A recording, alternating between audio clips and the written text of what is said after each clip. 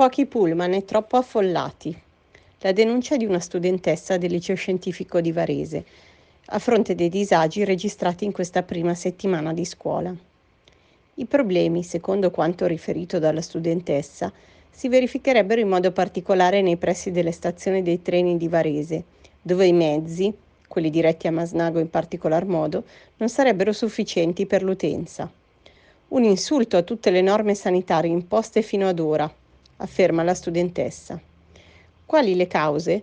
Autolinee Varesine in questa settimana ha monitorato il servizio, riscontrando che gran parte delle scuole non ha ancora introdotto l'orario definitivo, cosa che ha portato sui mezzi un numero di studenti non preventivato, in orari diversi da quelli di punta. Inoltre, la capienza dei bus adesso è tornata ad essere al 100%, come prima del Covid, quando tra le altre cose ingressi e uscite erano scaglionati.